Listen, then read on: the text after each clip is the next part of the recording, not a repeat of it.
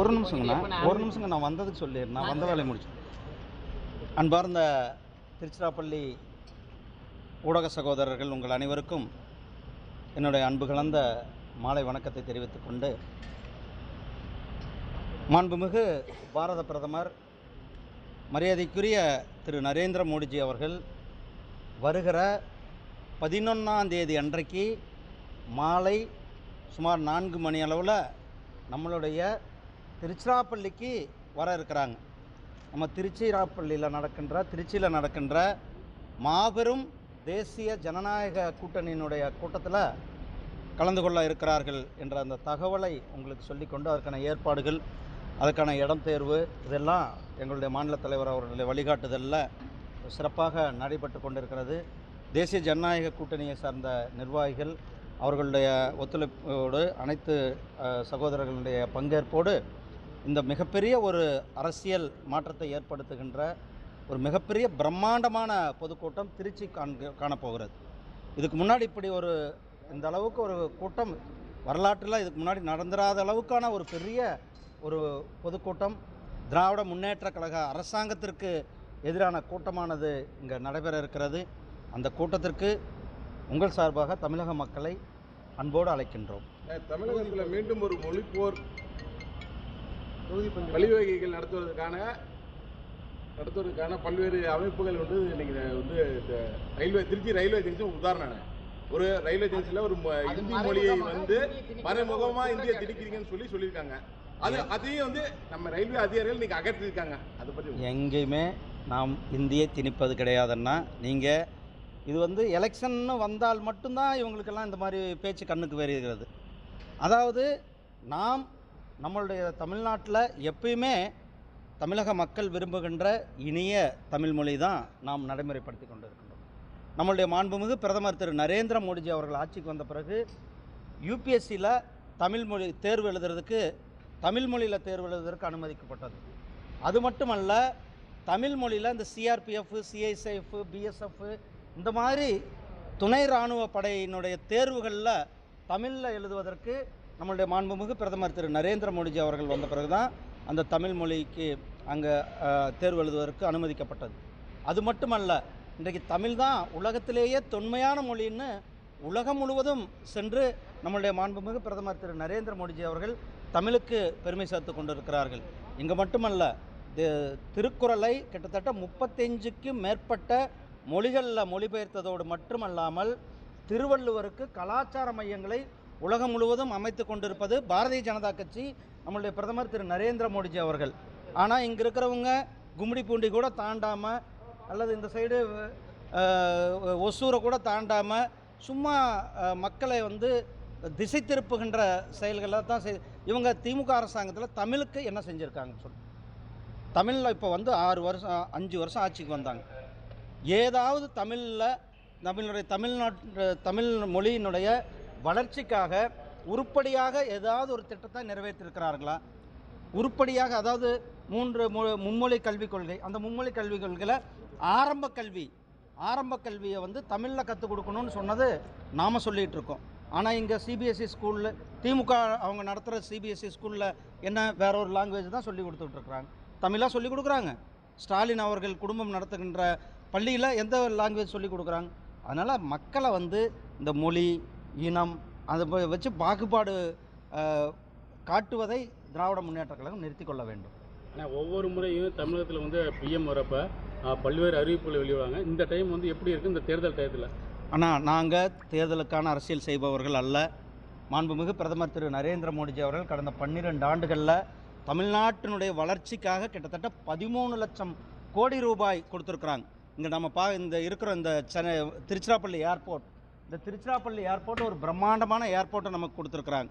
நம்ம திருச்சிராப்பள்ளி ஏர்போர்ட்டினுடைய முகப்பே நம்ம ஸ்ரீரங்கத்தினுடைய கோயிலை அந்த முகப்பு நம்மளுடைய தமிழ் கலாச்சாரத்தை பிரதிபலிக்கின்ற அந்த முகப்பு வச்சுருக்கிறோம். உள்ளே நீங்கள் பார்த்தீங்கன்னா எல்லாமே நம்ம திருச்சிராப்பள்ளியை ஒட்டி இருக்கிற கோயில்கள், திருச்சிராப்பள்ளி ஒட்டி இருக்கிற நம்மளுடைய தமிழ் பாரம்பரியம், நம்மளுடைய கலாச்சாரத்தை பிரதிபலிக்கின்ற இந்த நம்மளுடைய திருச்சிராப்பள்ளியினுடைய விமான நிலையத்தை கொடுத்துருக்குறோம். அதே மாதிரி தூத்துக்குடி விமான நிலையம், சென்னை விமான நிலைய விரிவாக்கம், ஹைவேக்கள், எக்ஸ்பிரஸ் ஹைவேக்கள், இண்டஸ்ட்ரியல் காரிடார், இப்படி எங்கே பார்த்தாலும் அதிவேகமான ஒரு டெவலப்மெண்ட்டை கொடுத்ததோடு மட்டும் இல்லாமல் இதெல்லாம் நீங்கள் இருக்கிற பகுதி விவசாயிகளுக்கு வருடத்திற்கு 6000 ரூபாய், கிட்டத்தட்ட 26 லட்சம் விவசாயிகளுக்கு வருடத்திற்கு 6000 ரூபாய் நேரடியாக அவங்க வங்கி கணக்கிலே நம்மளுடைய பிரதமர் அவர்கள் போட்டு கொண்டிருக்கிறார்.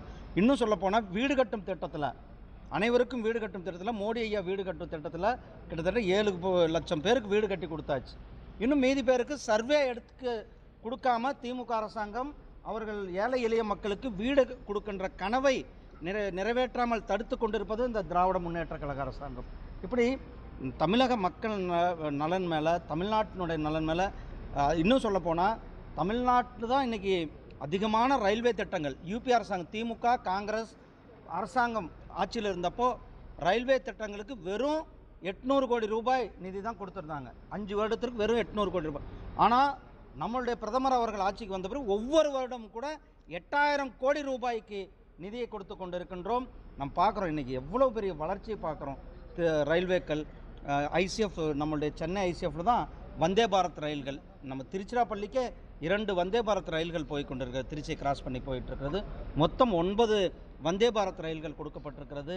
புல்லட் ட்ரெயின் சென்னை பெங்களூர், சென்னை ஹைதராபாத், இது தமிழ்நாடு வந்து ஒரு புல்லட் ட்ரெயினுடைய ஹப்பாகவே மாறும். இதனுடைய வளர்ச்சியினுடைய வேகத்தை, லாஜிஸ்டிக் பார்க்கு, இப்படி ஹைவேக்கள் போன மாட்டி மதுரைக்கு வரும்போது கிட்டத்தட்ட 4700 கோடி ரூபாய்க்கு நிதியானது கொடுக்கப்பட்டிருக்கிறார். இப்பயும் மிகப்பெரிய ஒரு நிதியை நம்மளுடைய பிரதமர் அவர்கள் கொடுப்பார்கள். நாம் எப்பொழுதுமே அரசியலுக்காக, தேர்தலுக்காக செய்பவர்கள் அல்ல. என்டிஏ கூட்டணி தமிழ்நாட்டில் தற்போது எப்படி நிலைப்பாடுகள் எப்படி? என்ன நிலைப்பாடு? திமுகவை வீட்டுக்கு அனுப்புவதற்கு ரெடியாக இருக்கிறாங்க, மக்கள் ரெடியாக இருக்கிறது. என்ன என்டிஏ கூட்டணி ரெடியாக இருந்து கொண்டு இருக்கிறது. இன்னும் எழுதி வச்சுக்கோங்க, தேர்தல் என்னைக்கு நடக்குதோ அன்றைக்கு திமுக அரசாங்கம் வீட்டுக்கு போகும், தேசிய ஜனநாயக கூட்டணி ஆட்சி அமைக்கும். நன்றி. விஜய் வந்தாருண்ணே, இல்லை இது மாதிரி திருச்சிக்கு நிறைய தலைவர் வராங்க. ஆனால் விஜய் வரும்போது தொடர்ந்து எல்லா மாவட்டங்களையும் செய்யும்போது ஒரு விபத்து நடக்குது. இன்னைக்கு கூட பல பேர் அடிபட்டுருக்காங்க, காயப்பட்டிருக்காங்க, ஆஸ்பத்திரியில் இருக்காங்க. அது உங்களோட கருத்து? என்னுடைய பொதுவான கருத்து, பொதுக்கோட் மக்கள் கூடுகின்ற இடங்களில் சுய கட்டுப்பாடானது தொண்டர்கள். இப்போ நாங்கள் பாரதிய ஜனதா கட்சி லட்சக்கணக்கான பேர் மதுராந்தகத்தில், நேற்றைக்கு பல லட்சம் பேர் 2 நாளைக்கு முன்னாடி மதுரையில். நாம் அது வந்து சிறப்பாக அவர்களை வழிநடத்தி எந்தவித ஒரு சின்ன இடைஞ்சல்கள் இல்லாமல் கூட அவ்வளவு லட்சம் பேரும் வந்துட்டு அந்த கூட்டத்தை முடித்து விட்டு போகிறாங்கன்னா அந்த கட்சிக்கும் பொறுப்பு இருக்கிறது. மக்களை கட்டுப்படுத்துவது, அவர்கள் ஒழுக்கமாக வந்து அந்த கூட்டங்களில் கலந்து கொண்டு போயிருக்கிறாங்க. தன்னார்வலர்களை வைத்து நாமெல்லாம் அதை கண்ட்ரோல் பண்ணுறோம். இதெல்லாமே அந்தந்த கட்சியை வந்து அவங்க வந்து தன்னுடைய வருகின்ற கூட்டத்தை கட்டுப்படுத்துவதற்கான ஏற்பாடுகள் அவர்களிடத்தில் எடுத்து இருக்காங்க. விஜய் வந்து இன்னைக்கு பேசுகிறப்ப என்ன சொல்லியிருக்காரு அப்படின்னா, திமுகவை கடுமையாக விமர்சனம் பண்ணுறாரு. ஆனால் என்டிஏ பற்றி ஒரு வார்த்தை கூட பேசலை. அவங்களுக்கு போட்டியே இல்லை, நீங்கள்லாம் ஒரு போட்டியே இல்லைன்ற மாதிரி அவர் பேசுகிறார். ஆனால் நீங்கள் எழுதி வச்சுக்கோங்க, தேசிய ஜனநாயக கூட்டணி இன்னும் கிட்டத்தட்ட நீங்கள் இன்னும் சொல்லப்போனால் வெறும் 45 நாள் அல்லது 50 நாள் தான் இருக்கிறது. தேர்தல் என்னைக்கு நடக்குதோ அன்றைக்கு தேசிய ஜனநாயக கூட்டணியானது ஆட்சி அமைப்பதற்கு மக்கள் தயாராக இருக்கிறார்கள், மக்கள் ரெடியாக இருக்கிறாங்க, அவங்க ஓட்டு போடுவதற்கு ரெடியாக இருக்கிறாங்க. யாரோ வர்றாங்க, என்னமோ பேசுகிறாங்க, அதெல்லாம் வந்து நிலையில்லை. இன்றைக்கு மக்களுக்கு யார் நல்ல ஆட்சியை கொடுக்க முடியும்? டபுள் என்ஜின் சர்க்கார் யார்? நம்ம தான் கொடுக்க முடியும். இன்றைக்கி உத்தரப்பிரதேசமாக இருக்கட்டும், மத்திய பிரதேசமாக இருக்கட்டும், ஹரியானாவாக இருக்கட்டும், பீகாராக இருக்கட்டும், மகாராஷ்டிராவாக இருக்கட்டும், அங்கெல்லாம் வளர்ச்சியினுடைய வேகத்தை எவ்வளோ மக்கள் பார்த்து கொண்டிருக்கு. அதே போல் இங்கே கூட 2017 2016 21 வரலும் கிட்டத்தட்ட 4.5 வருஷம் நம்மளுடைய மரியாதைக்குரிய அண்ணன் எடப்பாடி பழனிசாமி அவர்களுடைய ஆட்சி, அவர்களுடைய ஆட்சியில் வளர்ச்சி திட்டங்கள், மக்கள் எவ்வளோ செழிப்பாக இருந்தாங்க என்பது மக்களுக்கு தெரியும். இவர்கள் ஆட்சிக்கு வந்தால் நல்ல ஒரு அரசாங்கத்தை கொடுப்பார்கள் என்று மக்கள் விரும்புகிறார்கள்.